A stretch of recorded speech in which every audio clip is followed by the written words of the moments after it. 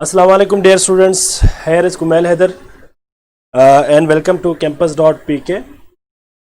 Last time हमने stoichiometric calculations को start किया था। तो लास्ट टाइम हमने स्टाइकियोमेट्रिक कैलकुलेशन शुरू किया था बेटा। इसमें कुछ बेसिक कॉन्सेप्ट्स हमने देख लिया था, लाइक स्टाइकियोमेट्रिक कैलकुलेशंस के पोस्टुलेट्स क्या है, लास्ट मस्ट बी ओबेड, ठीक है। इसके अलावा limitations of balance chemical equations उसके बारे में हमने बात की थी। इसके अलावा हम अब आज जो है परसेंटेज यील्ड को देखेंगे। इसके बाद कुछ ट्रिक्स है टू सॉल्व स्टाइकियोमेट्रिक और लिमिटिंग रिएक्टेंट्स। इन दोनों के लिए मैं आपको एक शॉर्ट ट्रिक्स दूंगा, इसको आपने अच्छी तरह मेमोराइज करना है बेटा। तो आप डिफरेंट जो MCQs हैं उनकी आप प्रैक्टिस भी करें, ठीक है बच्चे।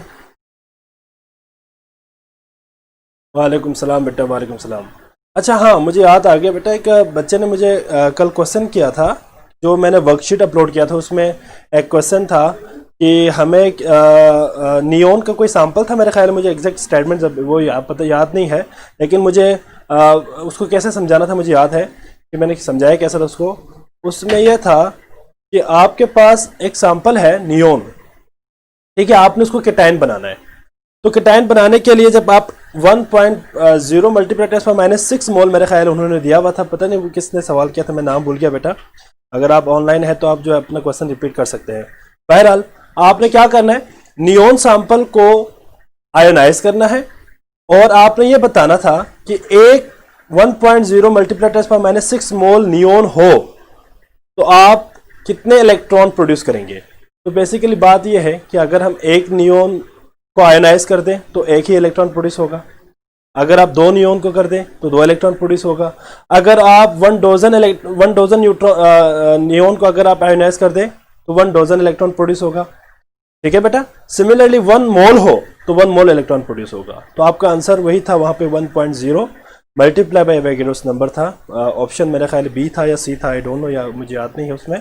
तो आपने बताना यह था कि नंबर ऑफ मोल्स जो आपके पास नियोन सैंपल का है ना, उसी के बराबर ही इलेक्ट्रॉन प्रोड्यूस होगा, क्योंकि एक नियोन 1 इलेक्ट्रॉन प्रोड्यूस कर रहा है। तो 1 मोल कितने करेंगे जी बेटा? हाँ जी मोमिना बेटा, यस मुझे याद आ गया। क्वेश्चन क्लियर हो गया बेटा मोमिना बेटा? उसमें जो मैंने वर्डिंग लिखी थी ना, उसके अंदर मैथमेटिकल भी मैंने इन्वॉल्व किया था, शामिल किया था, तो आपको जरा मेरे ख्याल समझने में मुश्किल हो गया होगा। मैं यहाँ पे बोर्ड पर जरा आपको जरा समझा देता हूँ ये पॉइंट, इधर देखिए जरा। फॉर एग्जाम्पल मेरे पास 1.0 मल्टीप्लाई 10⁻⁶ मोल्स ऑफ नियोन है, फॉर एग्जाम्पल नियोन सैंपल, ठीक है।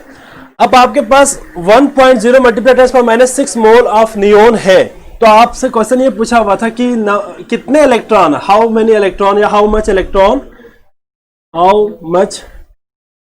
इलेक्ट्रॉन जो है वो रिमूव होगा फ्रॉम 1 मोल ऑफ बेटा नियोन। तो आपको पता है कि एक नियोन अगर हम आयोनाइज कर दें Ne+ में जाएगा, साथ में 1 इलेक्ट्रॉन लॉस कर देंगे, ऐसा ही ना बच्चे, इसको कहते हैं नियोन केटाइन। अब इस एक नियोन केटाइन बनाने के लिए इलेक्ट्रॉन लॉस करना पड़ रहा है, 1 इलेक्ट्रॉन लॉस करना पड़ रहा है। अगर हमारे पास 1.0 मल्टीप्लाई 10⁻⁶ मोल हो तो ऑब्वियसली हमें 1.0 मल्टीप्लाई 10⁻⁶ मोल ही इलेक्ट्रॉन क्या होंगे बेटा? प्रोड्यूस्ड होंगे, ठीक है। तो आपका जो आंसर था उसमें ऑप्शन में मेरे ख्याल दिया होगा 1.0 multiply 10⁻⁶ multiply by Avogadro's number. जाहिर बात है 1 मोल में एवोगैड्रोस नंबर के बराबर इलेक्ट्रॉन होंगे, तो आपके पास जितने मोल्स होंगे उसी को मल्टीप्लाई करना एवोगैड्रो नंबर के साथ। Are you got it my point बेटा? मोमिना बेटा क्लियर हो गया? जल्दी से बता दे मुझे, क्लियर हो गया बेटा ये पॉइंट?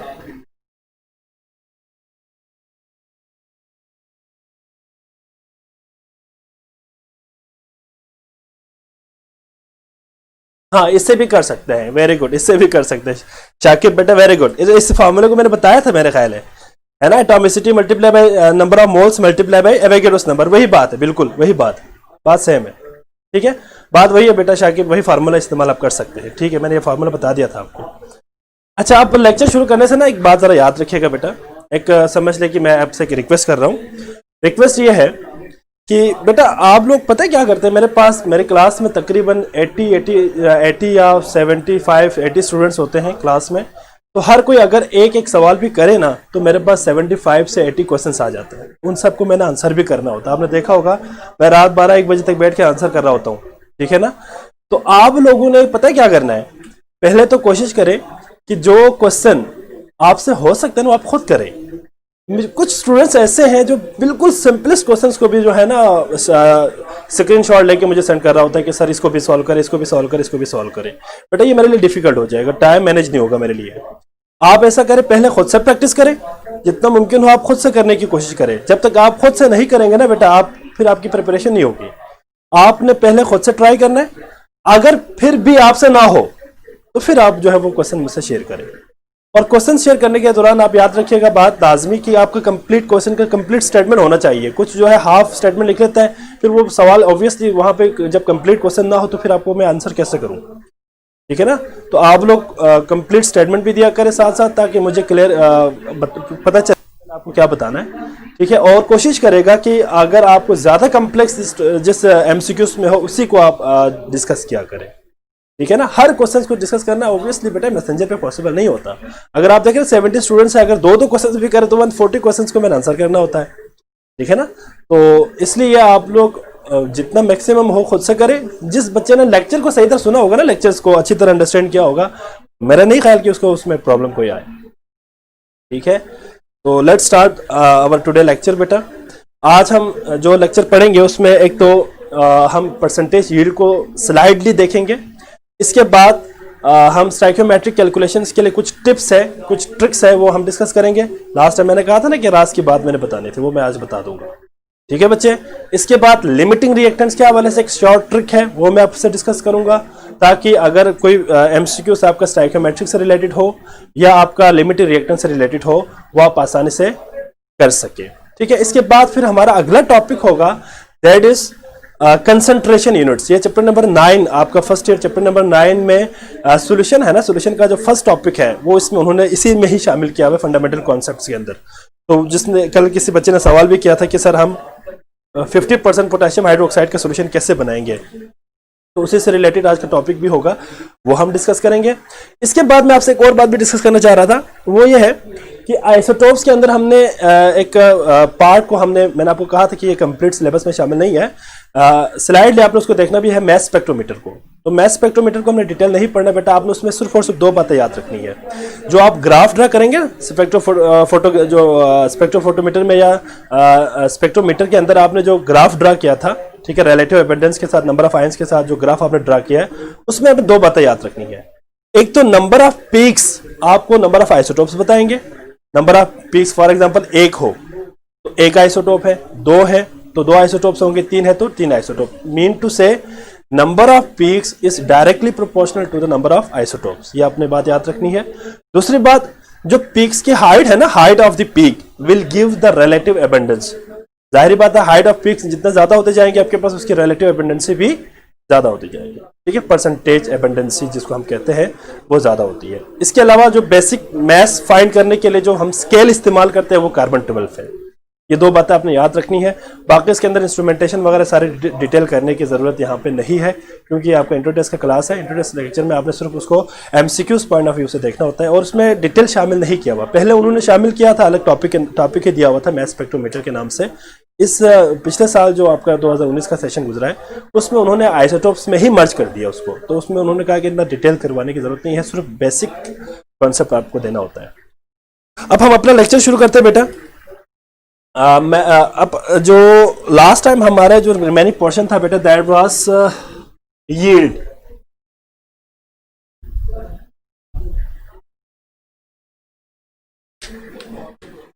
जी बच्चे, what is yield? Yield is the product.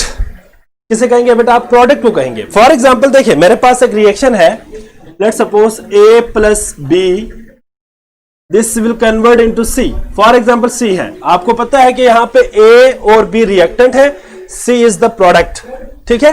अब रिएक्टेंट को प्रोडक्ट में आपने कन्वर्ट किया है, तो अमाउंट ऑफ प्रोडक्ट जो ऑब्टेन होगा that is known as yield. उसको हम क्या कहेंगे? यील्ड कहेंगे। जो अमाउंट ऑफ प्रोडक्ट आपको किसी भी केमिकल रिएक्शन के बाद मिलेगा बेटा, that is known as yield. अब आपके पास जो यील्ड है, इसके 2 टाइप्स है।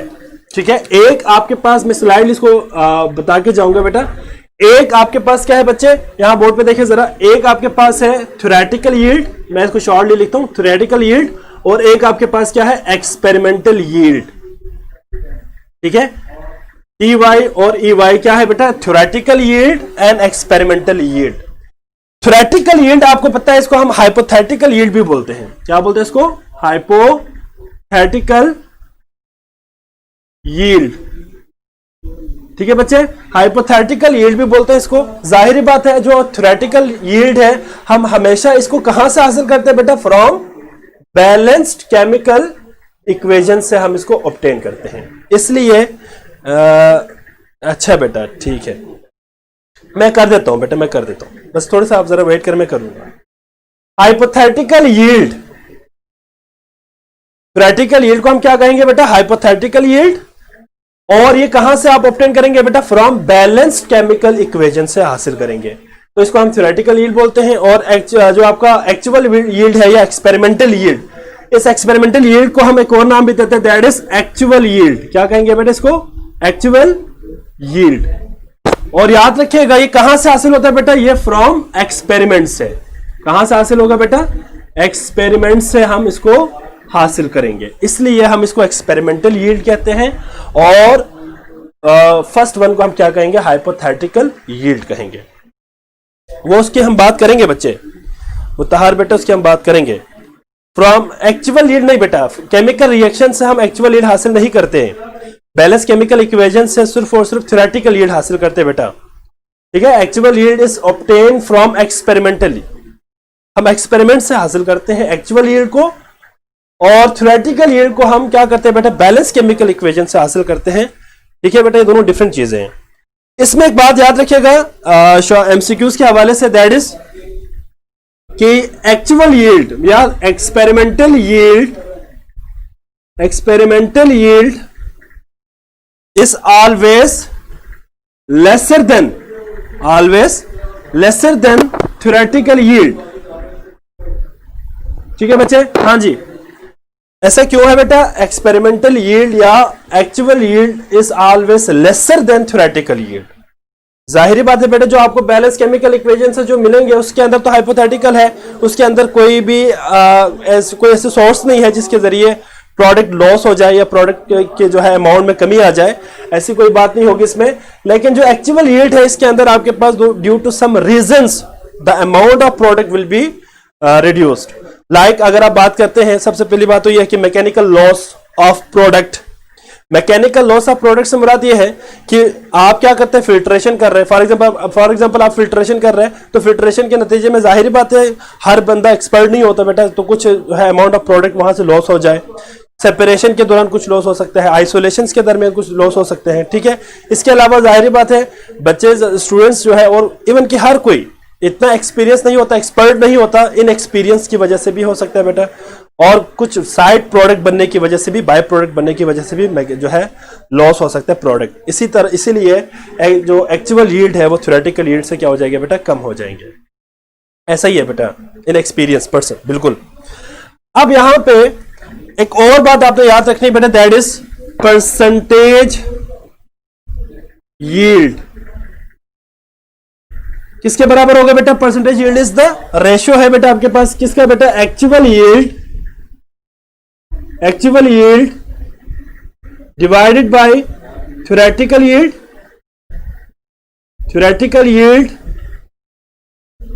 Multiply by 100।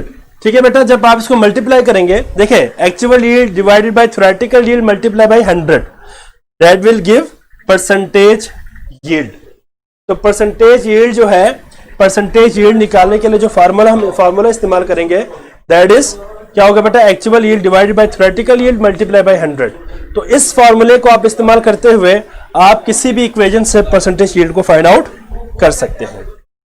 अच्छा, एक और बात भी याद रखिएगा बेटा कि हमने जो स्टाइकियोमेट्रिक कैलकुलेशंस है और लिमिटिंग रिएक्शन का जो कंसेप्ट है, ये एमसीक्यूज भी है, याद रखिएगा, इंपॉर्टेंट एमसीक्यूज भी है, is not applicable for the reversible reactions. जितने भी रिवर्सिबल रिएक्शंस हैं उनके लिए हम स्टाइकियोमेट्रिक कैलकुलेशंस और किसके लिए बच्चे? लिमिटिंग रिएक्टेंस के लिए। फॉर लिमिटिंग रिएक्टेंस, इन दोनों के लिए हम कभी भी नेवर एवर, आप याद रखिएगा, कभी भी आप रिवर्सिबल रिएक्शन को आप डिस्कस नहीं करेंगे। रिवर्सिबल रिएक्शन मतलब आप ये बात याद रखिएगा कि स्टोइकियोमेट्रिक कैलकुलेशंस, लिमिटिंग रिएक्टेंस के लिए हमारे पास जितने भी इक्वेशंस उसके अंदर जो है नॉट एप्लीकेबल होगा। नॉट एप्लीकेबल, एप्लीकेबल क्या चीज एप्लीकेबल नहीं होगा बेटा? रिवर्सिबल रिएक्शंस के लिए। ये जो स्टोइकियोमेट्रिक कैलकुलेशन और लिमिटेड रिएक्टेंट का जो कंसेप्ट है वो रिवर्सिबल रिएक्शन। रिवर्सिबल रिएक्शंस कौन से होते हैं बेटा? जिसके अंदर रिएक्शन फॉरवर्ड भी जा रहा होता है और रिवर्स भी आ रहा होता है। हम आगे पढ़ेंगे इक्विलिब्रियम में, केमिकल इक्विलिब्रियम में हम डिटेल पढ़ेंगे रिवर्सिबल रिएक्शंस क्या है, रिवर्सिबल रिएक्शंस के बारे में हम पढ़ेंगे साथ साथ। तो जितने भी रिवर्सिबल रिएक्शन है उनके लिए एप्लीकेबल नहीं है। तो ये एक एमसीक्यूज भी है। स्टोइकियोमेट्रिक कैलकुलेशंस की अपनी एक लिमिटेशन है, that is it is not applicable for the reversible reaction. बेटा एमकेट के सिलेबस में मेंशन नहीं है स्टोइकियोमेट्रिक कैलकुलेशन। बेसिकली ये जो यील्ड है ना, ये भी एक एप्लीकेशन ही है। देखिए आपके जो सिलेबस है उसके अंदर कंप्लीट कोई चीज नहीं दिया हुआ, सिर्फ उन्होंने मेन हेडिंग दिया हुआ है। इसके अंदर बाकी चीजों को भी आपने करना होता है। फॉर एग्जांपल अभी आपको मैं स्टोइकियोमेट्रिक कैलकुलेशंस करवा रहा हूं, तो स्टोइकियोमेट्रिक कैलकुलेशंस के अंदर लिमिटिंग रिएक्टेंट हालांकि ऊपर मेंशन नहीं है, लेकिन limiting reactant is also involve in the stoichiometric calculation as well as yield is also involve in the stoichiometric calculation. ठीक है शर्जिल बेटा, कि लिमिटिंग रिएक्टेंट और यील्ड दोनों एप्लीकेशन है स्टोइकियोमेट्रिक कैलकुलेशंस की, तो इसलिए ये दोनों शामिल है इन्वॉल्व इसके अंदर। ठीक है बच्चे, तो इसलिए मैंने आपको जरा थोड़ा सा इसके हवाले से ब्रीफली इंट्रोड्यूस किया है। अब हम चलते हैं अपने राज की बात की तरफ। ठीक है, अब मैं राज की बात डिस्कस करने लगा हूं बेटा, जरा गौर से सुनना है बेटा, अच्छी तरह अंडरस्टैंड करना है।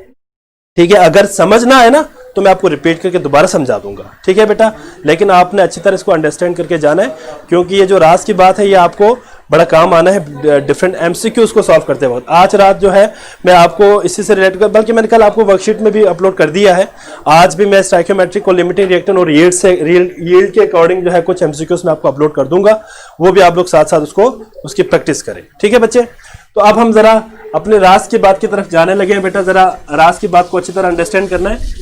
इंपॉर्टेंट ट्रिक बताने लगा हूं मैं आपको, इस इंपॉर्टेंट ट्रिक को आपने अच्छी तरह अंडरस्टैंड करना है। ठीक है बेटा, हाँ जी, तैयार है सारे बच्चे? अब जरा देखें बोर्ड पे जरा, मैं दो डिफरेंट वे से समझाऊंगा। ठीक है, एक तो मैं आपको स्टोइकियोमेट्रिक कैलकुलेशंस के लिए स्पेसिफिक बताऊंगा और एक मैं आपको लिमिटिंग रिएक्टेंट्स के लिए बताऊंगा। ठीक है बच्चे, तो ये दो आपने साथ साथ उसको अच्छी तरह अंडरस्टैंड भी करना है। मैं बोर्ड पे भी साथ साथ इसको लिखता हूं, आपने अपने जो है at last we are at the point. Obviously बेटा देखिए, पहले टॉपिक पढ़ाने के बाद मैंने आपको वहां पे लेके जाना है बेटा सईदा।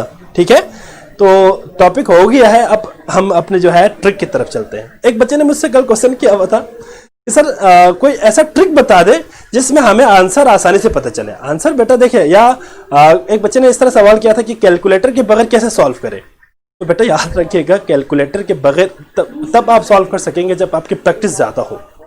ठीक है, जितना ज्यादा आप प्रैक्टिस करेंगे आप उसको जो है अच्छी तरह कर सकेंगे। ठीक है, इसीलिए तो मैं आपको ट्रिक्स दे रहा हूं जिसके जरिए आप विदाउट कैलकुलेटर भी आप उसको सॉल्व कर सकते हैं। ठीक है बच्चे, अब आप जरा बोर्ड पे देखें,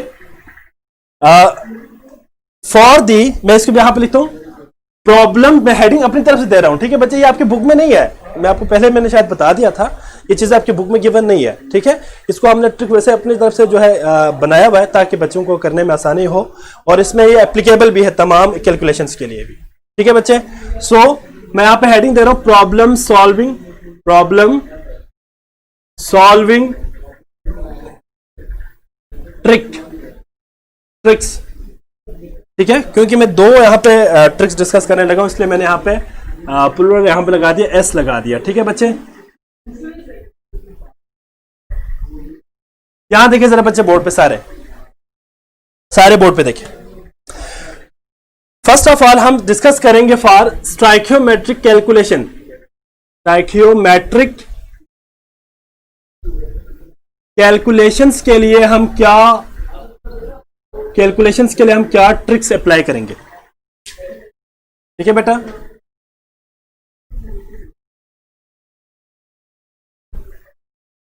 जरा गौर से मेरी बात सुनना है आपने। मैं पहले 2-3 पॉइंट्स बनाऊंगा, इसके बाद फिर मैं इसको एक स्केच के जरिए मैं आपको समझा दूंगा। ठीक है बच्चे? बेटा आपस में बातें ना करें जी। बच्चे बोर्ड पे देखें सारे। फर्स्ट पॉइंट बेटा, always keep remember while you are dealing with the stoichiometric calculation. तो आपने कुछ पॉइंट्स मैं यहां पे डिस्कस करूंगा, उसको आपने अच्छी तरह माइंड में रखना है। देखिए क्वेश्चन कुछ भी हो, मैंने आपको लास्ट टाइम भी कहा था कि क्वेश्चन कुछ भी हो, आपने सबसे पहले क्वेश्चन के स्टेटमेंट को अंडरस्टैंड करना है। जो क्वेश्चन अगर आपको समझ आ जाए तो आपका 50% आंसर तो क्लियर हो गया है।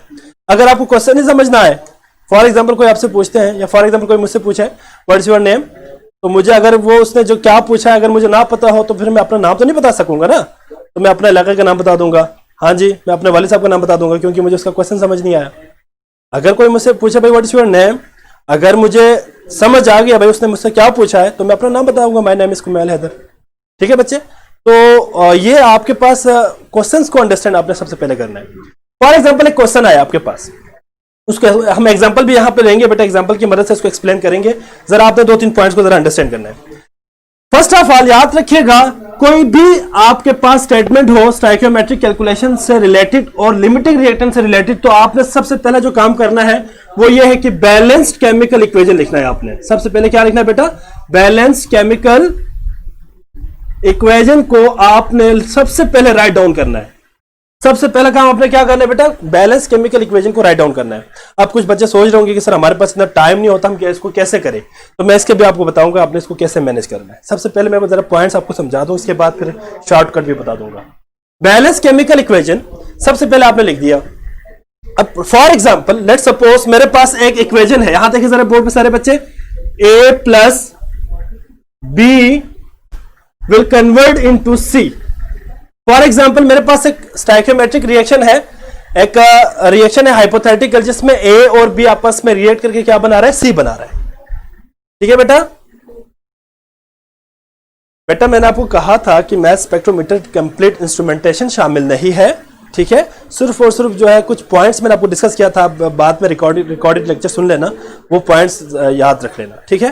वो पॉइंट्स याद रख लेना। अगर किसी को कोई प्रॉब्लम हो तो फिर आप मैसेंजर पे आप अपना जो क्वेश्चन पुट कर सकते हैं, मैं वहाँ पे आपको आंसर कर दूंगा, और मेरे ख्याल में मसला नहीं है।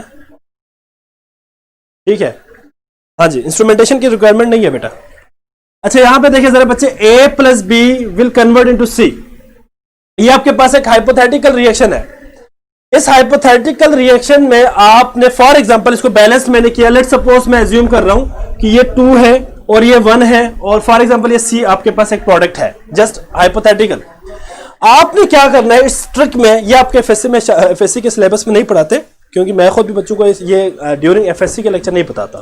जाहिर बात है फिर बच्चे बड़ा ऑब्वियसली कंफ्यूज हो जाते हैं। आप लोगों ने वैसे भी आप एफएससी आपने करके आए, यहाँ पे फर्स्ट सेकेंड ईयर कंप्लीट है आपके, इसलिए तो इन चीज़ों को आपको समझने में आसानी होगी। अब जरा यहाँ पे देखिए जरा बेटा, बैलेंस केमिकल इक्वेशन सबसे पहले आपने लिखनी है। ठीक है? राइट डाउन कर लिया। इसके बाद आपने एक काम करना है, वो ये है कि आपने कैलकुलेट करना है इसमें 3 रिलेशनशिप्स को। ये 2 को हम डिस्कस करेंगे यहां पे देखिए जरा बच्चे, एक रिलेशनशिप आपके पास होगा बेटा मैस मोल रिलेशनशिप। ठीक है बच्चे? मैस मोल रिलेशनशिप आपके पास होगा, मोल मैस रिलेशनशिप। ठीक है बच्चे? एक आपके पास आएगा बेटा मैस रिलेशनशिप, और एक आपके पास होगा मोल रिलेशनशिप। अब आप देखें, मैं आपको देखिए, एक तीर 3 शिकार आप कर रहे हैं। आपने सुना होगा ना, एक तीर 2 शिकार, तो आपने सुना होगा, लेकिन अब हम यहां पे एक तीर 3 जो है शिकार की बात कर रहे हैं बेटा। तो अब जरा आपने देखना है कि एक ही ट्रिक से आप 3 किस्म के क्वेश्चन सॉल्व कर सकेंगे। एक ही ट्रिक से, मैं दोबारा रिपीट कर रहा हूं बेटा, एक ही ट्रिक से 3 किस्म के डिफरेंट टाइप्स के एमसीक्यूज को आप सॉल्व कर सकेंगे, जिसमें मैस मोल रिलेशनशिप होगा। मीन आपके पास स्टेटमेंट में मैस मोल के दरमियान अगर कोई रिलेशन हो, उसको कैसे सॉल्व करना है, मैस मैस के दरमियान रिलेशन हो तो कैसे सॉल्व करना है, और मोल मोल के दरमियान कैसे आपने इसको सॉल्व करना है। बेटा मैसेंजर पे ऑप्शन नहीं है कॉल की, और कॉल करनी भी नहीं है आपने, और मैंने उठाना भी नहीं है। हाँ ऑब्वियसली कॉल पे वो नहीं हो सकता बेटा, आप अपना क्वेश्चन मैसेज करते हैं, क्योंकि जब मैं फ्री होता हूं तभी रिप्लाई देता हूं। ठीक है, अब जरा यहां पे देखें, बोर्ड पे देखें सारे, mass mole relationship, mass mass and mole mole. ठीक है बेटा, यहां पे जो आपने मेन पॉइंट याद रखनी है बेटा, that is mole ratio. Mole ratio between, मेरे पास दो रिएक्टेंट है ए और बी, अब मैं आपको बताने लगा हूं बेटा point A and B, this will be equal to, ये बात आपने याद रखनी है बेटा, ये आपने इस पॉइंट को आपने अंडरस्टैंड करना है, इसको आपने अच्छी तरह याद रखना है। आपने क्या करना है, मोल रेशो फाइंड करना है बिटवीन ए एंड बी, जो रिएक्टेंट में ए और बी है उसके आपने मोल रेशो फाइंड करना है। तो मोल रेशो फाइंड करने के लिए आपके पास जो फॉर्मूला होगा उसको आपने याद रखना है। फॉर एग्जांपल मेरे पास ये रिएक्टेंट है, तो मैं यहां पे लिखने लगा हूं 2 mole B divided by 1 mole ए। यहां पे देखें जरा बच्चे, दिस ये मेन पार्ट है, ये मेन पार्ट है बच्चे। ठीक है, ये मेन पार्ट है। Mole ratio between A and B is equal to, normal बच्चे क्या हुआ तुम्हें यार, तुम सैड क्यों हो गए बेटा? हाँ बेटा पॉसिबल नहीं है ना, हमें पॉसिबल नहीं है, और उसके अंदर ऑप्शन भी नहीं है। ऑब्वियसली अच्छी बात है, वैसे भी ऑप्शन नहीं है। ठीक है बेटा, पॉसिबिलिटी भी नहीं है। आप अपना क्वेश्चन जो है वहां पे पुट कर सकते हैं, मैं आपको आंसर कर दूंगा। ठीक है, ऐसी बात नहीं, आंसर मैं आपको जरूर करूंगा, लेकिन कॉल उठाना पॉसिबल नहीं है। यहां देखिए जरा बोर्ड पे, mole ratio between A and B is equal to 2 mole B divided by 1 mole A. बेटा ये मैं आपको ट्रिक बता रहा हूं, अगर आपको ये समझना है ना, तो मैं एग्जांपल आपको जब समझाने लगूंगा आपको कुछ भी समझ नहीं आएगा, इसलिए मैं दोबारा बता रहा हूं कि आपने बैलेंस केमिकल इक्वेशन लिखना है बेटा। इसके बाद सबसे फर्स्ट काम क्या करना है, mole ratio between A and B लिखना है। Mole ratio between A and B से क्या मुराद है बेटा, आपके पास इन दोनों का आपने मोल रेशियो फाइंड करना है। अब आप मोल रेशियो फाइंड करने के लिए क्या करेंगे, पहले आप 2 mole B divided by 1 mole ए।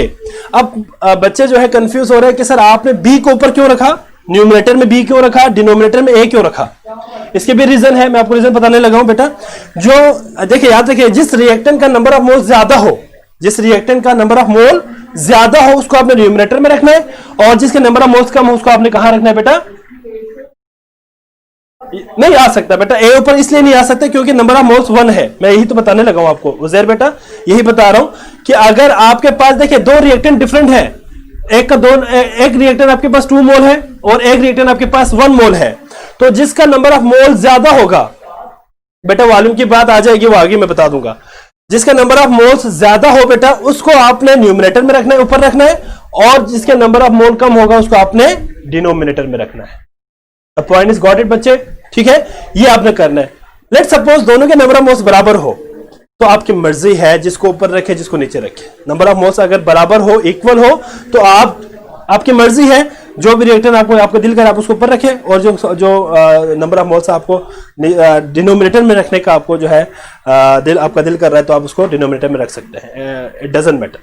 लेकिन नंबर ऑफ मोल्स अगर डिफरेंट हो, तो आपने हमेशा जिसके नंबर ऑफ मोल्स ज्यादा होगा उसको आपने न्यूमरेटर में रखना है। जी बच्चे, 2 मोल्स आप कहां पे रखेंगे, न्यूमरेटर में रखेंगे, और 1 मोल को हम डिनोमिनेटर में रखेंगे। ठीक है बच्चे?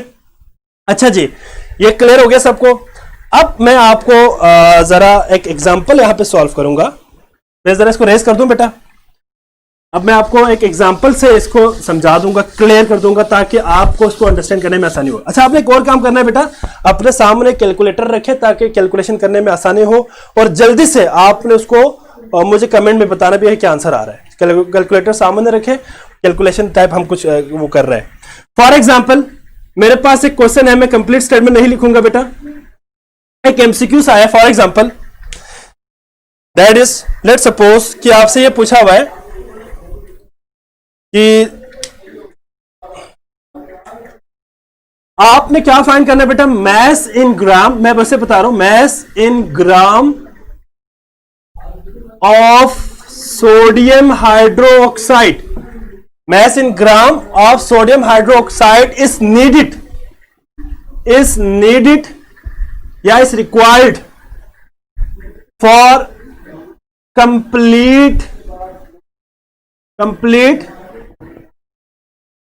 रिएक्शन विथ फॉर एग्जांपल मैं एक हाइपोथेटिकल वैल्यू यहां पे मैंने लिखा हुआ, इसको मैं जरा यहां पे मेंशन कर दूंगा, that is 3.10 gram. Hypothetical value यहां पे लिख रहा हूं 3.10 gram sulphuric acid to form a product. Mean to say यह है कि आपने amount of sodium hydroxide find करना है ग्राम्स में, जो कि रिक्वायर्ड हो for the complete reaction with 3.1 gram of sulphuric acid. तो आपके पास ऑप्शन होगा ए बी सी डी। तो आपने इसको इस मेथड से सॉल्व करके बताना है कि भाई इसके अंदर इतने ग्राम रिक्वायर्ड होगा। अब आप मेरी बात जरा गौर से सुनना है बच्चे, यहां बोर्ड पे जरा देखें सारे। बेटा आज के लिए मैं कह रहा हूं, आज के लिए आप कैलकुलेटर इस्तेमाल इसलिए करें क्योंकि टाइम वेस्ट ना हो, ठीक है। आज के लिए जाहिर बात अभी तो स्टार्ट है ना बेटा, जब आप प्रैक्टिस करेंगे तो बाद में कैलकुलेटर की रिक्वायरमेंट भी नहीं होगी ऑब्वियसली। यहां देखिए, सबसे पहले आपने क्या करना था बच्चे, सवाल को दोबारा समझो बेटा। सवाल में आपके पास दो चीजें हैं, एक चीज गिवन है, एक चीज रिक्वायर्ड है।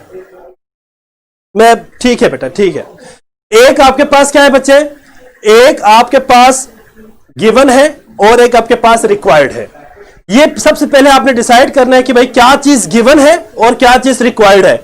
अगर आप जरा देखें स्टेटमेंट को, तो mass in gram of NaOH is needed, इसका मतलब यह है कि हमें मैस ऑफ सोडियम हाइड्रोक्साइड चाहिए, ये रिक्वायर्ड डेटा है। और गिवन क्या है 3.10 ग्राम सल्फ्यूरिक एसिड, और सल्फ्यूरिक एसिड जो है वो आपके पास गिवन है। तो आपके पास ये बात डिसाइड हो गया ना बेटा कि एक चीज गिवन है, वो आपको पता चल गया, सल्फ्यूरिक एसिड है 3.10 ग्राम और सोडियम हाइड्रोक्साइड आपने फाइंड करना है। बेटा मैं इसको रिपीट करता हूं, आई रिपीट, बाद में आप रिकॉर्डेड फॉर्म में सुन लेना, आपको समझ भी आ जाएंगे। Mass in gram of sodium hydroxide is needed for complete reaction with 3.10 gram sulphuric acid. तो आपने ऑप्शन बताना है, उसको सॉल्व करने का मैं आपको मेथड बता रहा हूं। यहां देखिए बेटा, मैं इसको 3 स्टेप्स में करूंगा, ताकि बाद में आप इन्हीं तीनों स्टेप्स को आप ही शॉर्टकट में एक ही उसमें कर सकते हैं स्टेप में, लेकिन पहले मैं आपको समझाने के लिए 3 स्टेप्स में करूंगा, इसके बाद मैं इसको एक ही स्टेप में करूंगा, ठीक है। स्टेप,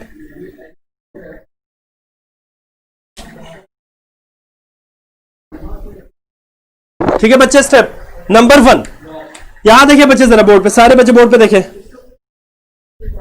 सारे बच्चे बोर्ड पे कंसंट्रेशन दे बेटा। नंबर 1, स्टेप नंबर 1 क्या है बेटा, कि आपने क्या करना है बच्चे, यहां जरा बोर्ड पे देखें, 3.10 ग्राम सल्फ्यूरिक एसिड जो गिवन है ना, उसको आपने सबसे पहले यूटिलाइज करना है। 3.10 ग्राम सल्फ्यूरिक एसिड आपके पास है, मेन आपके पास मेस सल्फ्यूरिक एसिड का गिवन है। आपने क्या करना है, मोल्स आपने सल्फ्यूरिक एसिड का फाइंड करना है। मैस से आपने कहां पे जाना है, मोल में। इसका मतलब है ये कौन सा रिलेशनशिप है, मैस मोल रिलेशनशिप आ गया। सबसे पहले देखें, मैस आपके पास गिवन है, आपने मोल्स ऑफ सल्फ्यूरिक एसिड आपने फाइंड करना है। तो आप इसके लिए क्या करेंगे, सिंपल मैं आपको एक कन्वर्जन फैक्टर बताऊंगा, एक कन्वर्जन एक मेथड बताऊंगा। है तो बहुत सारे मेथड है, बहुत सारे मेथड्स है, लेकिन जो आपके लिए सबसे इजीएस्ट होगा मैं वही बताने लगा हूं। इसको आपने अच्छी तरह जरा देखना है। आप क्या करें, चुपचाप आप एक लाइन ड्रा कर दे इस तरह, ठीक है, खामोशी से एक लाइन ड्रा कर दे। और लाइन ड्रा करने के बाद आपने क्या करना है, आपने प्लस का निशान बना दो जो भी है।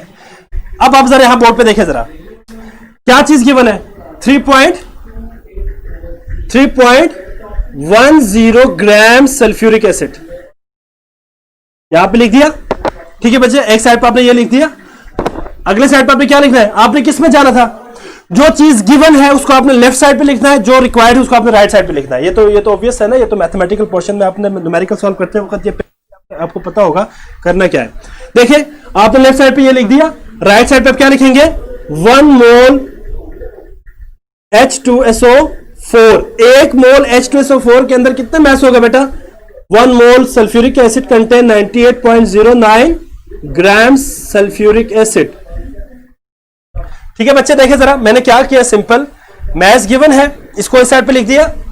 1 मोल सल्फ्यूरिक एसिड के अंदर कितने आपके पास ग्राम्स होंगे, कितने ग्राम्स होंगे, 98.09 grams. Obviously molar mass of sulphuric acid क्या है बेटा, molar mass of sulphuric acid क्या है बच्चे, molar mass of sulphuric acid is 98 grams पर मोल। ठीक है, अब आप जरा देखिए, जो चीज कैंसिल हो रही है उसको कैंसिल कर दो। ये ग्राम सल्फ्यूरिक एसिड और ये ग्राम सल्फ्यूरिक एसिड आपस में कैंसिल हो रहा है, ठीक है बच्चे, और क्या चीज रह गई आपके पास, और आपके पास मोल रह गए। देखिए 1 मल्टीप्लाई बाई 3.10 और डिवाइडेड बाई 98.09। इसको जरा सॉल्व करें बच्चे, जरा इसको इसके साथ मल्टीप्लाई कर दूं, 1 है ना तो यही आंसर आएगा, डिवाइड बाई 98.09 कर दे, जरा डिवाइड कर दो बेटा जरा, 3.10 ग्राम, 3.10 डिवाइडेड बाई 98.09, क्या आंसर आ रहा है जल्दी से बताओ मुझे। हाँ जी, क्या आंसर आ रहे बच्चे, डू फास्ट बेटा, टाइम वेस्ट ना करें। जब आप इन दोनों को मल्टीप्लाई करेंगे, सॉरी डिवाइड करेंगे, तो मेरे ख्याल इसका आंसर आएगा 3.16। मैंने इसको सॉल्व किया है, 3.16 मल्टीप्लाई टेस्ट पर -2 मोल्स ऑफ H2SO4, यही आ रहा है बेटा, देखे जरा। हाँ जी बच्चे, आंसर यही आ रहा है, देखे जरा।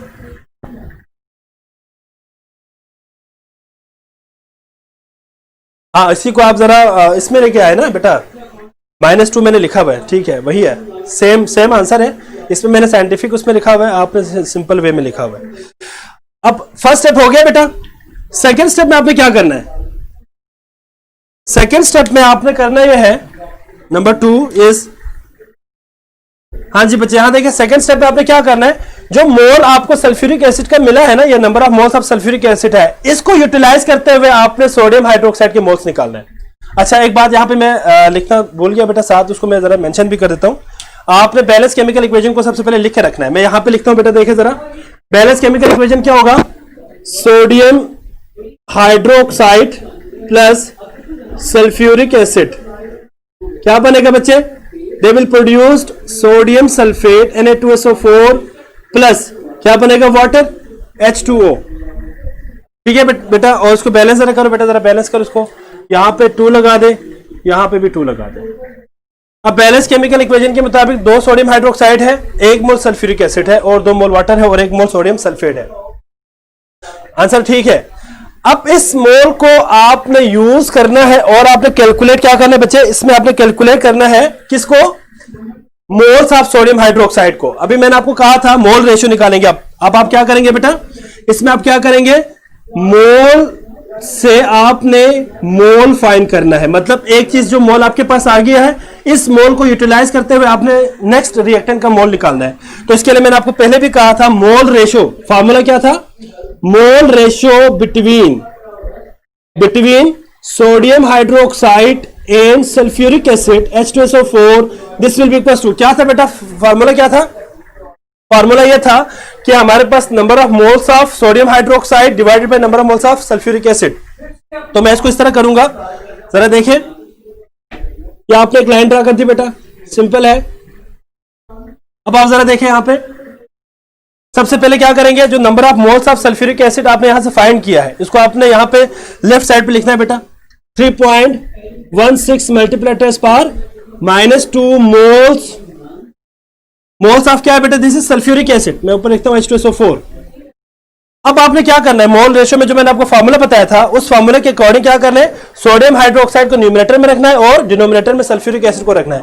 सो आपके पास क्या होगा, 1 मोल सल्फ्यूरिक एसिड है H2SO4, और बैलेंस केमिकल इक्वेशन के मुताबिक 2 मोल्स क्या है, सोडियम हाइड्रोक्साइड NaOH। हाँ जी बच्चे, अब आप जरा इसको सॉल्व करें, देखें, ये मोल ऑफ सल्फ्यूरिक एसिड, ये मोल ऑफ सल्फ्यूरिक एसिड के साथ कैंसिल हो गए।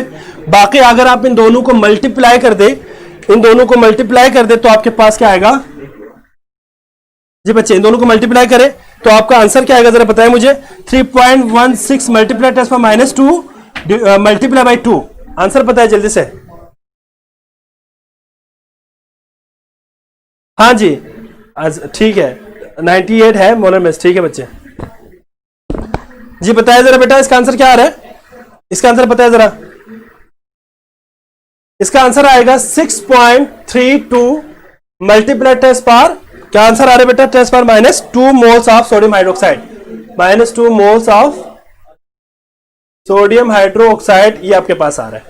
अब मोल्स ऑफ सोडियम हाइड्रोक्साइड आ गए। थर्ड स्टेप में आपने क्या करना है, थर्ड स्टेप में आपने करना यह है, थर्ड स्टेप में यह करना है आपने कि इस मोल से मैस निकालना है। मोल आपके पास आ गया, मैस कैसे फाइंड करेंगे, हाँ जी बच्चे, इसके लिए अब आपके पास क्या होगा बेटा, मैस ऑफ सोडियम हाइड्रोक्साइड निकालने के लिए आपके पास नंबर ऑफ मोल्स ये है, इसी को आपने यूटिलाइज करना है। ठीक है बच्चे, अब आप जरा देखें इसको कैसे करेंगे। थर्ड स्टेप में आपने क्या करना है बेटा, मोल से कहां जाना है, मैस में। अब आपके पास सिंपल है, सॉल्व हो गया बेटा आपका इक्वेशन। अब आप देखिए जरा, number of moles of sodium hydroxide क्या है बेटा, 6.32 मल्टीप्लाई 10⁻² मोल्स ऑफ NaOH है। ठीक है, मैं इसको जरा बड़ा करके लिखता हूं बेटा जरा। हाँ जी, जरा देखिए 6.32 मल्टीप्लाई 10⁻² मोल्स ऑफ NaOH। ठीक है, जो भी है यहाँ पे मैं इसको सिंपल इस तरह कर देता हूं, तो जगह मैंने यहाँ पे कम बना दिया NaOH। ठीक है बच्चे, अब आपने मुझे एक बात बताना है कि 1 मोल सोडियम हाइड्रोक्साइड का मोलर मैस क्या होगा बेटा। Molar mass of sodium hydroxide 23 + 16 + 1, this come out to be 40.0 grams sodium hydroxide. हाँ जी बच्चे, अब इन दोनों को आपस में कैंसिल कर दो, इसको और इसको कैंसिल कर दो, क्या आंसर आएगा, 6.32 मल्टीप्लाई बाई 10⁻² मल्टीप्लाई बाई 40, क्या आंसर आएगा बेटा। नहीं बेटा 8.84 नहीं आएगा, 8.84 नहीं आएगा बेटा कोमल, 8.84 नहीं आएगा। हाँ जी, 6.32 मल्टीप्लाई 10⁻² मल्टीप्लाई बाई 40.0 40, तो आपके पास नहीं 140 भी नहीं आएगा। इसका आंसर आना चाहिए 2.53 grams of sodium hydroxide will be needed for the complete reaction of sodium hydroxide with 3.1 grams of sulfuric acid। जी बेटा अनीबा बेटा वेरी गुड, 2.52। ठीक है, 2.53 आपका आंसर आएगा। जी बच्चे, तो ये ट्रिक आपको क्लियर हो गया कैसे करना है आपने। हाँ जी, अब आपने पता है क्या करना है, जब लेक्चर खत्म हो जाएगा ना शाम टाइम पे आपने बैठ के एक दफा इसको रिवाइज करना है, एक दफा इस लेक्चर को दोबारा से आपने सुनना है ताकि आपको ये अच्छी तरह अंडरस्टैंड हो जाए। वेरी गुड बेटा सारे, ठीक है बेटा। हाँ जी, क्लियर हो गया बेटा, ये आसान मेथड है ना, इजी है ना मेथड। अगर आप जो कॉमन हमारे पास मेथड है एफएससी में दिया हुआ है फर्स्ट ईयर में, तो वो तो बहुत लेंथी हो जाएगा। सबसे पहले आपको मोल्स ऑफ रिएक्टेंट निकालेगा, फिर मोल्स ऑफ दूसरे रिएक्टेंट, फिर कंपैरिजन मेथड से आप सारे करते करते आपके पास आखिर में बड़ा लेंथी हो जाएगा। तो आप सिंपल इस मेथड से करें।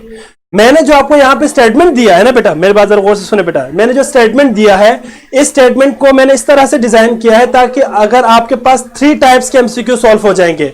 एक वो एमसीक्यू जिसमें मैस टू मोल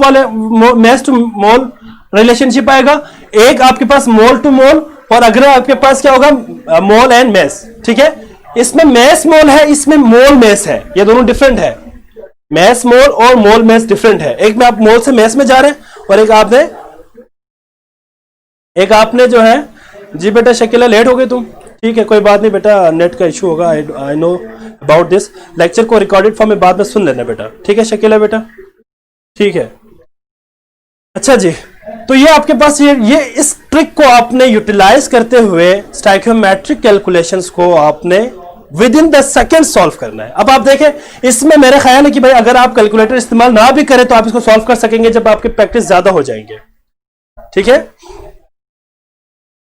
नीचे क्यों नहीं लिखा बेटा, मेरी बात सुने। सोडियम यहां पे कहा, ये कह रहे तुम मोलर मैस, बेटा मैंने आपको मोलर मैस की बात नहीं की है, मैंने आपको कहा था मोल रेशो में आपने नंबर ऑफ मोल्स को प्रीफर करना है, जिसके नंबर ऑफ मोल्स ज्यादा होगा उसी को आपने न्यूमरेटर में रखना है। यहां देखिए जरा, मैंने इसमें देखे 2 मोल सोडियम हाइड्रोक्साइड उसको ऊपर रखा है और 1 mole of sodium sulphuric acid को नीचे रखा है। तो मैंने आपको मोल्स के हिसाब से कहा था बेटा। पॉइंट क्लियर हो गया बेटा सबको? वॉल्यूम और रिलेशन भी सॉल्व करेंगे बेटा, करेंगे, आप परेशान ना हो। तो जो फाइंड करना है सबसे पहले सॉल्व करेंगे। अच्छा जी, ठीक है बच्चे। हाँ, और किसी का कोई क्वेश्चन है बेटा? किसी का आप इससे रिलेटेड कोई क्वेश्चन है तो बताइए, वरना मैं लिमिटिंग रिएक्टेंट की तरफ जा रहा हूं जल्दी से बेटा। लिमिटिंग रिएक्टेंट मैं इसको रेस करने लगा हूं बेटा, टाइम नहीं है, आप बाद में इसको दोबारा से देख लेना, और कोई सवाल हो तो आप पूछ सकते हैं।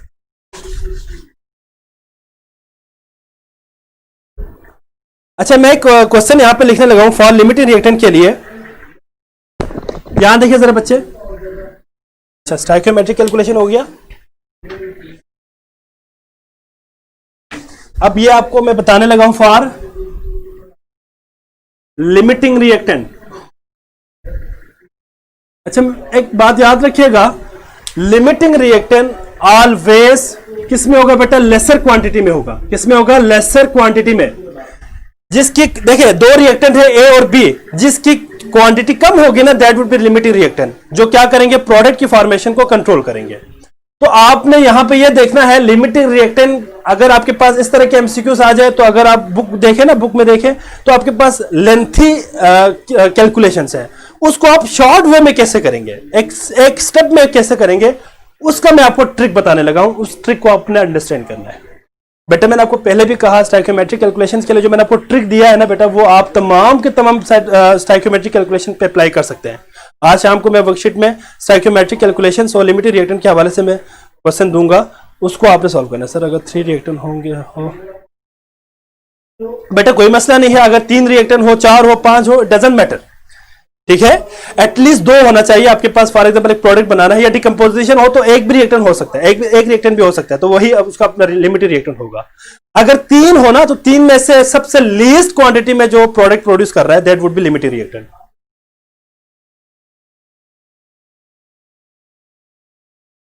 जी बेटा, जितने भी आपके पास स्टाइकियोमेट्रिक कैलकुलेशंस होंगे उनमें आपके पास यही तीनों स्टेप, आप इन तीनों स्टेप्स को ना एक ही स्टेप में भी समराइज कर सकते हैं, एक ही स्टेप में भी आप समराइज कर सकते हैं, मसला कोई नहीं है। Sir please red marker use नहीं करें बेटा, ये असल में मैं अभी लेके आया था, रेड मार्कर अभी लेके आया था, इसलिए जो है ये जरा लाइट है, ये हो जाएगा बेटा, ठीक है, क्लियर हो जाएगा। अच्छा जी, फॉर लिमिटिंग रिएक्टेंट मस्त है। मैं आपको एक स्टेटमेंट बताने लगा हूं, यहां पे मैं स्टेटमेंट लिखता हूं, यहां बोर्ड पे जरा देख लेना बेटा। What is the limiting reactant, मैं क्वेश्चन लिख रहा हूं, what is the limiting reactant and, अब इसमें देखिए इसमें भी लिमिटेड रिएक्टेंट भी शामिल हो रहा है और यील्ड भी इसमें आ रहा है। मतलब यह है कि आप यील्ड भी निकाल सकेंगे, यील्ड जो हमने बात की थी अमाउंट ऑफ प्रोडक्ट, और लिमिटेड रिएक्टेंट दोनों फाइंड कर सकते हैं। And yield in grams when, इसके आप हाइपोथेटिकल वैल्यू को लिख लेंगे, यहां पे मैंने इसको सिंपल वो किया हुआ है, hypothetical yields in grams of, इसको मैं प्रोडक्ट भी लिख रहा था, ऑफ SO2 व्हेन, इसका आप लिखते हैं कोई वैल्यू लिखे, बट सपोज वैल्यू मैंने यहां पे लिखा हुआ था, सपोज वैल्यू आप लिखे 13.7 grams hydrogen sulphide H2S and, और आपके पास ऑक्सीजन कितना दिया हुआ है 17.0 ग्राम्स ऑक्सीजन O2। ये मैंने एक स्टेटमेंट लिख दिया है।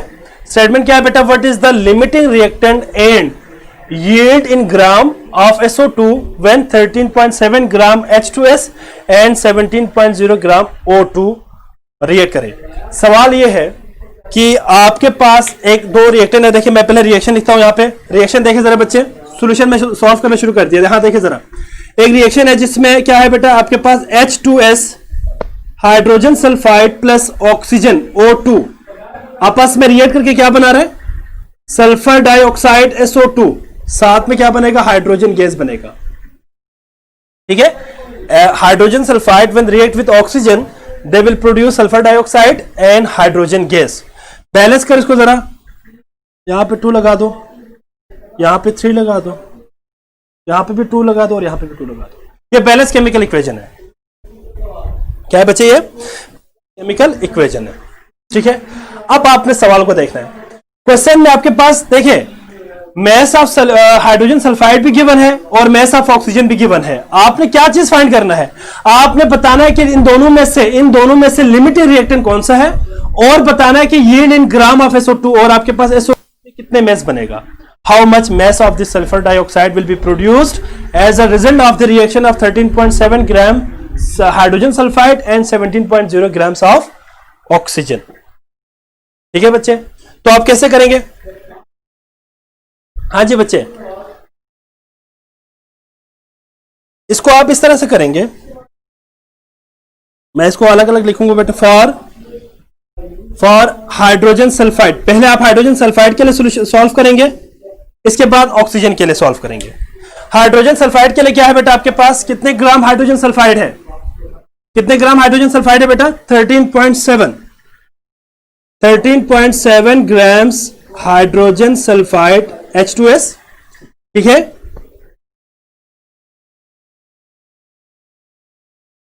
H2S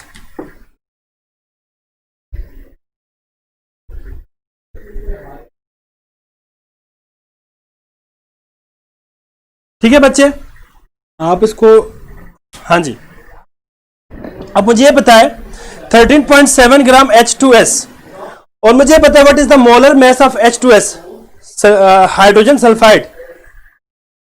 हाइड्रोजन के साथ ऑक्सीजन के साथ 2 कैसे आएगा बेटा, सॉरी 2 2 4, ठीक है 2 2 4 2 आएगा, ठीक है बच्चे, ठीक है वेरी गुड, 2 आएगा, ठीक है हो गया ना बैलेंस, ऑक्सीजन 2 आएगा, ठीक है, वो मिस्टेकनली 3 आया था। हाँ जी बच्चे जरा बताए what is the molar mass of hydrogen sulphide H2S, molar mass बताओ जरा। बैलेंस हो गया बेटा, इक्वेशन बैलेंस हो गया है, वो 3 लगा दिया था, वो 2 हो गया, ठीक है। हाँ जी, हाइड्रोजन सल्फाइड का मोलर मास क्या होगा बेटा, 34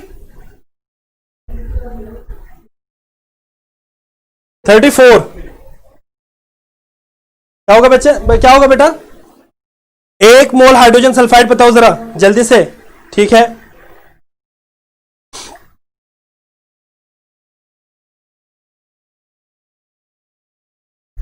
जी बच्चे,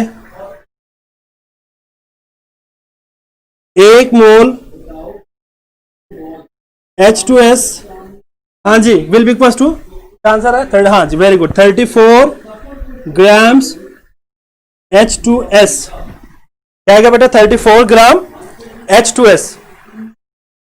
और जरा मुझे बताएं बैलेंस केमिकल इक्वेशन के मुताबिक आपके पास सल्फर डाइऑक्साइड के कितने मोल बन रहा है,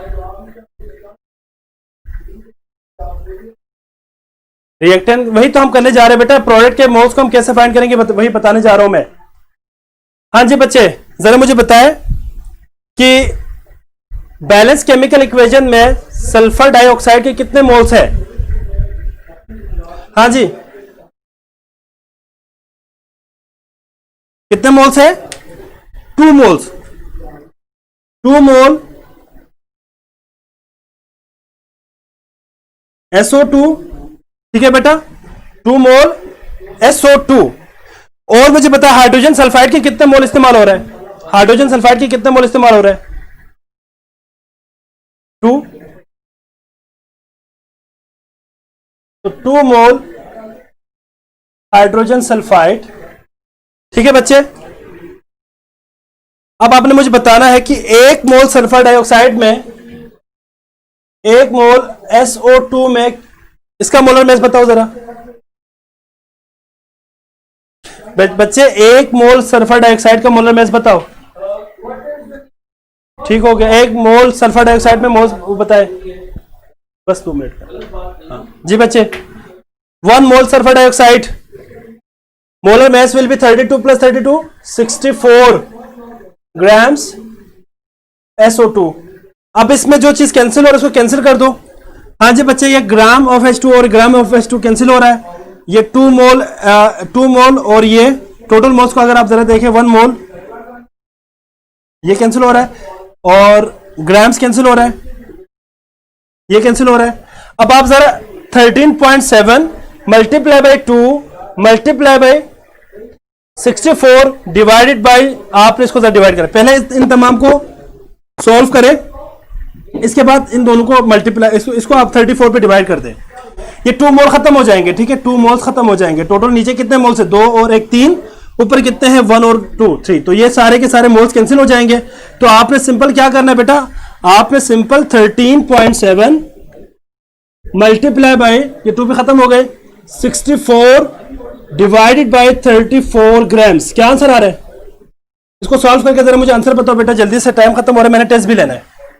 फॉर ऑक्सीजन जल्दी से इसका मुझे आंसर बताओ, मुझे इसका आंसर बताओ बेटा जल्दी से। अब ऑक्सीजन के लिए भी आप सेम टू सेम क्या करेंगे बेटा, एक लाइन ड्रा करेंगे इस तरह, ठीक है, 1 2 3। हाँ जी, आंसर क्या आ रहा है बेटा, 33 पॉइंट नहीं 33.92 नहीं आएगा, आई थिंक सो ये आएगा 25 ग्राम्स, ये आएगा 25 ग्राम्स आएगा SO2। ठीक है बच्चे, बेटा आपके पास अभी बस 2 मिनट और है, इसके बाद फिर मैंने आपका टेस्ट लेना है, बस 2 मिनट जरा जल्दी से कर ले जरा। हाँ जी, ऑक्सीजन को कैसे फाइंड करेंगे, ऑक्सीजन को जी बेटा 25 ग्राम्स आएगा, वेरी गुड। ऑक्सीजन को जरा करें, ऑक्सीजन के आपके पास मैस गिवन कितना है, 17.0 ग्राम्स ऑक्सीजन। शॉर्ट में जल्दी से करूंगा बेटा, ऑक्सीजन, हाँ जी, और आपके पास 1 मोल ऑक्सीजन, 1 मोल ऑक्सीजन का मोलर मैस बताओ जरा, 32 ग्राम्स ऑक्सीजन होगा बेटा। दिस विल प्रोड्यूस कितने मोल बना रहा है, sulphur dioxide, sulphur dioxide SO2 आपके पास 2 मोल बना रहा है, 2 मोल SO2 डिवाइडेड बाई, हाँ जी, अब आपको मैंने कहा था कि बैलेंस केमिकल इक्वेशन के मुताबिक 2 मोल क्या हो रहा है इस्तेमाल, O2 इस्तेमाल हो रहा है, और 64 ग्राम SO2 आपके पास प्रोड्यूस हो रहा है, और साथ में 1 मोल SO2 साथ में आपने मेंशन करना है। इन सब को सॉल्व करें, जो मोल मोल है वो कैंसिल हो जाएंगे, ये मोल सारे आपस में कैंसिल हो जाएंगे। ठीक है बच्चे, जो आपका आंसर आएगा उस आंसर के मुताबिक मैं शॉर्टली जल्दी से लिखता हूं बेटा, इसका आंसर आपके पास आ रहा है 22.7 ग्राम्स। अब आप मुझे बताएं 22.7 ग्राम्स ऑफ SO2। अब हमारे पास 2 वैल्यूज है, एक 22.7 ये आपके पास आंसर है, और एक आपके पास 25 ग्राम्स आंसर है। अब मुझे बताएं इन दोनों में से लिमिटिंग रिएक्टेंट कौन सा होगा, लिमिटिंग रिएक्टेंट बताएं बेटा जरा, which one is the limiting reactant, H2S या ऑक्सीजन, इन दोनों में से बताना बेटा लिमिटिंग रिएक्टेंट। H2S 25 ग्राम SO2 प्रोड्यूस कर रहा है, वाइल ऑक्सीजन 22.7। मैंने कहा तो जो लीस्ट अमाउंट में प्रोडक्ट प्रोड्यूस करे that would be the limiting reactant, hence oxygen is the limiting reactant. और यील्ड आपके पास क्या है बेटा 22.7 और 25 ग्राम्स यील्ड है। जी बच्चे क्लियर है, ठीक है, हाँ जी, oxygen is the limiting reactant, very good, ठीक हो गया बेटा। बस यहां पे हम इसको स्टॉप करेंगे, कल हम कंसंट्रेशन यूनिट्स को स्टार्ट करेंगे। आप इसको अच्छी तरह प्रैक्टिस करें, दोबारा से आप इसको अच्छी तरह रिवाइज भी कर लेना, कोई मसला हो आप डिस्कस कर सकते हैं। ठीक है बेटा, अब आपका टेस्ट शुरू होने लगा है, अपना जो है स्क्रीन पे टेस्ट शो हो जाएगा बेटा। अगर किसी को टेस्ट शो ना हो तो रिफ्रेश करके स्टार्ट टेस्ट कर देना। ठीक है बच्चे, आपका टेस्ट शुरू हो गया है बेटा। MCQ टेस्ट सॉल्व करने के बाद लेक्चर वाइंड अप करेंगे हम। आपने लाजमी अपना फीडबैक देना है, जिसको हम कहते हैं रिव्यू। ठीक है बेटा, रिव्यू लाजमी देना बेटा आपने सबने, ताकि क्लियर हो जाए कि क्या कोई प्रॉब्लम है या नहीं है। रिव्यू लाजमी दे दे बेटा, ठीक है, लाजमी।